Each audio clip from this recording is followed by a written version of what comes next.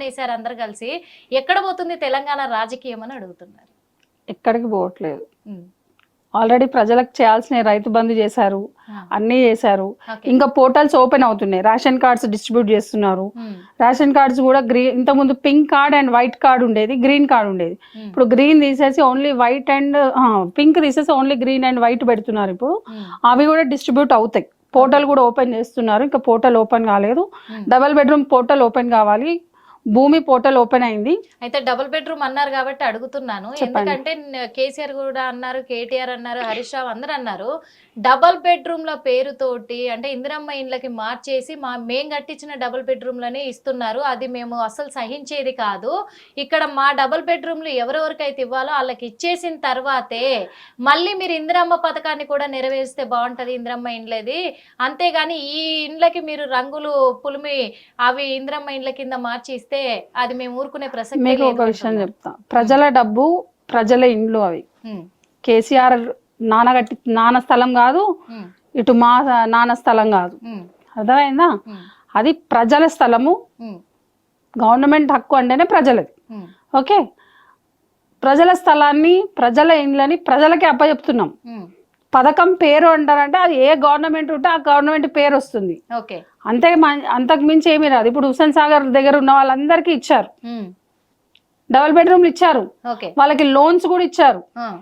Plus loans ఇచ్చి వ్యాపారాలు పెట్టుకోవడానికి 60,000 వేవర్ కూడా ఇచ్చారు. ఇవన్నీ కేసీఆర్ చేయలేదు కదా. మురికిని వాడలో ఉండి వాళ్ళకి రోగాలు వచ్చే వాళ్ళందరినీ కూడా డబుల్ బెడ్రూమ్స్ కి షిఫ్ట్ చేశారు. వాళ్ళందరూ సంతోషంగా హ్యాపీగా డబుల్ బెడ్రూమ్లలో ఉన్నారు. కేసీఆర్ గారు అంటే ఇప్పుడు వాళ్ళు అడిగే ప్రశ్న నేను అడుగుతున్నాను. మరి కేసీఆర్ గారు రైతు బీమా ఇచ్చారు, రైతు బంధు ఇచ్చారు, డబుల్ బెడ్రూమ్ ఇండ్లు ఉన్న వాళ్ళకి ఇచ్చారు, లేని వాళ్ళకి ఎక్కడ ఇచ్చాడు ఆయన? నేను చెప్తున్నా 60 ఎకరాలు 70 ఎకరాలు 100 ఎకరాలు ఉన్న వాళ్ళకి ఆయన రైతు బంధు వేశాడు, కానీ పేద ప్రజలకి కౌలు రైతులకి ఎక్కడ వేశాడు? ఇప్పుడు మరి రేవంత్ రెడ్డి గారు ఎవరికి వేశారు? కౌలు రైతులకు వేస్తున్నారు. ఒక 2-3-5 ఎకరాల వరకు ఉన్న వాళ్ళకి వేస్తున్నారు. 5 ఎకరాల మించి ఎవరికి వేయట్లేదు. 5 ఎకరాల పైన వేయట్లేదు. వాళ్ళకు కూడా వేసారు. ఉన్న వాళ్ళకే మేము రుజువులతో సహా బయట పెడతామంట. పెట్టమని చెప్పండి. నేను చెప్తున్నా కదా, పెట్టమని చెప్పండి. అదే అడుగుతున్నారు మరి. ఎందుకంటే అప్పుడైతే మరి ఇలాగే కేసీఆర్ కిట్టు అని, అలాగే మరి కళ్యాణ లక్ష్మి ఎక్కడ పోయింది అని అడుగుతున్నారు. ప్రతి ఒక్క పోర్టల్ ఓపెన్ అవుతుంది, ప్రతి దానికి ఒక సిస్టమ్ ఉంటుంది నాన్న అందరికి. ఎందుకంటే ఇప్పుడు ఆన్లైన్ సిస్టమ్, ఎందుకంటే ఏది కూడా ఆఫ్లైన్ లేదు. మేము ఆఫ్లైన్ చేయట్లేదు, ప్రతి ఒక్కటి ఆన్లైన్ సిస్టమ్ చేస్తున్నాము. ప్రతి ఒక్కటి మీ సేవకు అప్పచెప్తున్నాము. ప్రతి ఒక్కటి ఆన్లైన్ సిస్టమ్ లోనే నడుస్తుంది. ప్రతి ఒక్క యాప్ ఖచ్చితంగా ఉంటుంది. ఎవరు ఎక్కడ ఏం చేసుకోవాలన్నా వాళ్ళకి వెసులుబాటుగా, ఎవరికి ప్రజలకి ఇబ్బంది కాకుండా ప్రతి ఒక్క పోర్టల్ తయారవుతుంది. కాబట్టి సమయం పడుతుంది. సమయం ఇవాళ మనం అనుకున్నది ఇవ్వాలే కావాలంటే కాదు, దానికి టైం పడుతుంది. ఒక 3 నెలలు కావచ్చు, 6 నెలలు కావచ్చు, ఖచ్చితంగా అవుతుంది. ఇప్పుడు బీఆర్ఎస్ నాయకులే కొంతమంది అంటున్నారు, ఎందుకంటే కేసీఆర్ ని ఇష్టం వచ్చినట్టు మాట్లాడుతూ ఉన్నారు. కుక్కలు ఎప్పటికి కూడా ఏనుగులు అవ్వవు, అది గుర్తు పెట్టుకోవాలి. పర్వతం లాంటి కేసీఆర్ గారిని ఎందుకు ఇలాంటి మాటలు మాట్లాడుతున్నారు? కాంగ్రెస్ పార్టీ ఏనుగు, వాళ్ళే కుక్కలు. యాక్చువల్ గా లెక్కగా అయితే కాంగ్రెస్ పార్టీ నడుస్తుంటే వాళ్ళు మొరుగుతున్నారు కాబట్టి కాంగ్రెస్ పార్టీ ఏనుగు, వాళ్ళే కుక్కలు. ఏనుగు పోతే కుక్కలు మొరుగుతాయి. సామెత కూడా చెప్పడానికి రానికి బీఆర్ఎస్ పార్టీకి ఇంకేం చెప్తాం మరి? అట్లా అంటారా? అంతే కదా మరి. ఎందుకంటే 140 సంవత్సరాల కాంగ్రెస్ పార్టీకి 25 సంవత్సరాల బీఆర్ఎస్ పార్టీకి తేడా లేదా? ఉంది కదా. అంటే ఇప్పుడు ఆ మహాసభను దృష్టిలో పెట్టుకొని కాంగ్రెస్ వాళ్ళు భయపడిపోయి వాళ్ళకు మైండ్ బ్లాక్ అయిపోయి ఇలా మాట్లాడుతున్నారు. విషయం చెప్తా, కాంగ్రెస్ పార్టీ భయపడేది అయితే తెలంగాణ ఇచ్చేది కాదు, ఆంధ్రప్రదేశ్ ని పోడగొట్టుకునేది కాదు. మా రాహుల్ గాంధీ గారు పాదయాత్ర చేసేవాళ్ళు కాదు. ఇప్పుడు ఆంధ్రాని కూడా తెలంగాణలో అన్ని సంవత్సరాలు కూడా గతంలో బలవంతంగా కూడా ఆంధ్రాని తెలంగాణలో కలిపింది కూడా, కలిసి ఉండేలాగా చేసింది కూడా కాంగ్రెసే అని కూడా చెప్పడం. ఒక విషయం చెప్తాము, అది రామకృష్ణ కమిటీ వాళ్ళు వేశారు. ఎందుకంటే ఒకరిని ఇప్పుడు నీకు విషయం చెప్తారా, మన ఇంట్లో నుంచి ఒక అమ్మాయిని బయటికి పంపిస్తున్నాము, అబ్బాయిని బయటికి పంపిస్తాం అంటే వాడిని సపరేట్ పెట్టాలంటే వాడికి సకల అవసరాలు మనం తీర్చాలి. కాబట్టి ఒక స్టేట్ ని మనం పక్కన పెడుతున్నాము అని అన్నప్పుడు వాళ్ళకు కూడా కనీసం సపోర్ట్ మనం ఇచ్చి చేయాలి. ఇది ఒక స్టేట్ కాబట్టి ఒక 10 సంవత్సరాలు టైం ఇచ్చారు. 10 సంవత్సరాలలో వాళ్ళు ఏమైనా డెవలప్ చేసుకుంటారు, వాళ్ళకి అన్ని సమకూర్చుకుంటారు అని చెప్పి ఇచ్చారు. అది కమిటీ నిర్ణయించింది, ఓకే. శ్రీకృష్ణ కమిటీ వాళ్ళు నిర్ణయించింది, కానీ కాంగ్రెస్ పార్టీ ఇచ్చింది కదా, దానికి ఒక కమిటీ వేశారు కదా, కమిటీ వేయకుండా అయితే పని చేయలేదు కదా. ఓకే ఓకే, అవన్నీ పక్కన పెడితే ఇంకొక విషయం ఏంటంటే కూడా మరి కేసీఆర్ ఏం చేయలేదు అని చాలా చాలా ప్రెస్ మీట్లలో సీఎం రేవంత్ రెడ్డి గారే మాట్లాడడం జరిగింది. అంటే ఇప్పుడు బీఆర్ఎస్ నాయకులు ఏమంటున్నారనంటే కూడా మరి కేసీఆర్ ఏం చెయ్యలేదని సీఎం రేంజ్లో ఉన్న రేవంత్ రెడ్డి గారు అంటున్నారు కదా.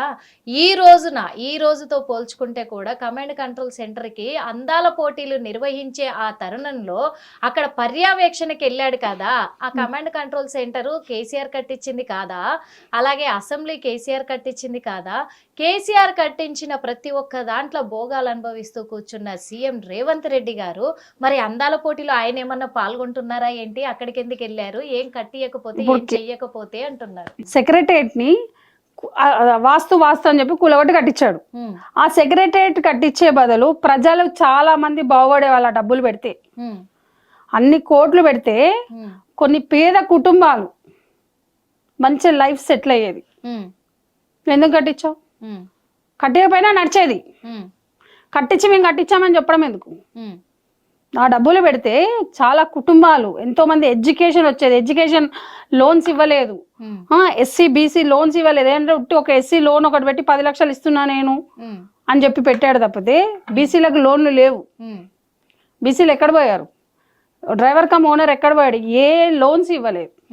ఇంతకుముందు కాంగ్రెస్ పార్టీ ఉన్నప్పుడు ఈ లోన్స్ అన్ని ఉన్నాయి కదా, ఇప్పుడు ఎందుకు లేవు? మరి 10 సంవత్సరాల్లో ఎందుకు ఇవ్వలేదు? ఉట్టి 10 లక్షలు ఉట్టి వాళ్ళకి ఎస్సీ వాళ్ళకి ఇస్తే సరిపోతుందా? సరిపోదు కదా, అందరికీ ఇవ్వాలి.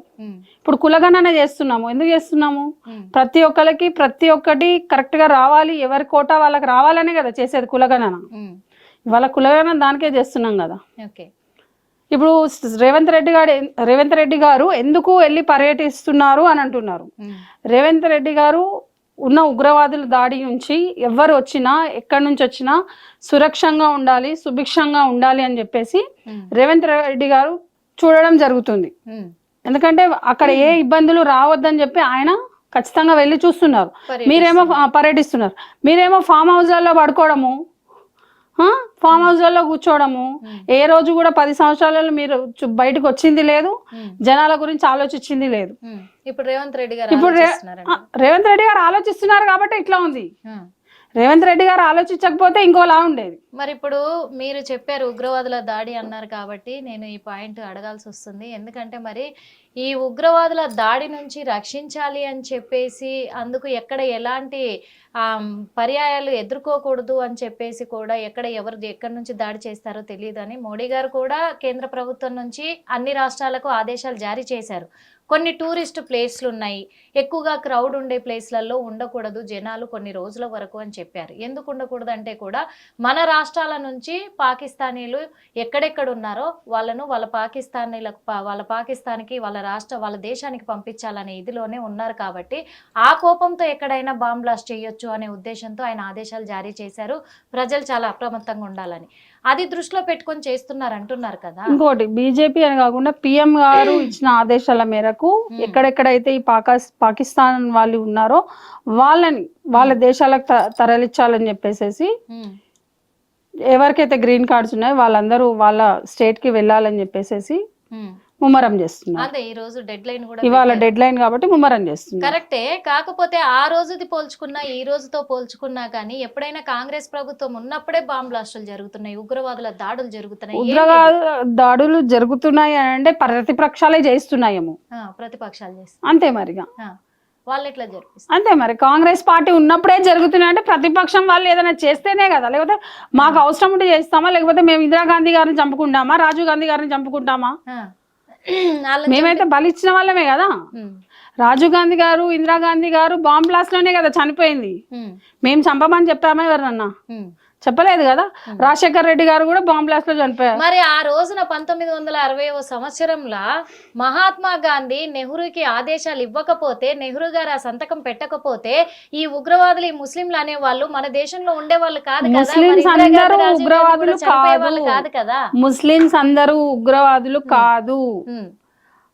అందరూ దొంగలు కాదు. హిట్ టీవీ యాప్ ఇందులో short news, live news, entertainment shows, movies, digital magazines తో పాటు మీ జిల్లా వార్తలను కూడా ఫ్రీగా చూడొచ్చు. ఇంకెందుకు ఆలస్యం, వెంటనే హిట్ టీవీ యాప్ ని డౌన్లోడ్ చేసుకుని ఫ్రీగా ఎంటర్టైన్మెంట్ పొందండి. Hit TV app.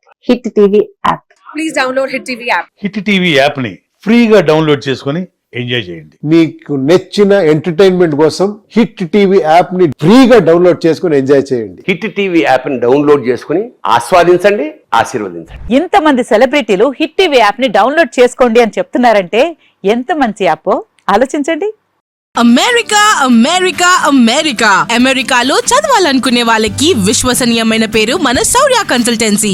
UK Law 1 Year Masters. UK Law 1 Year Masters. 2 years work permit up to 5 years visa. Contact Saurya Consultancy. Contact 89851 89851.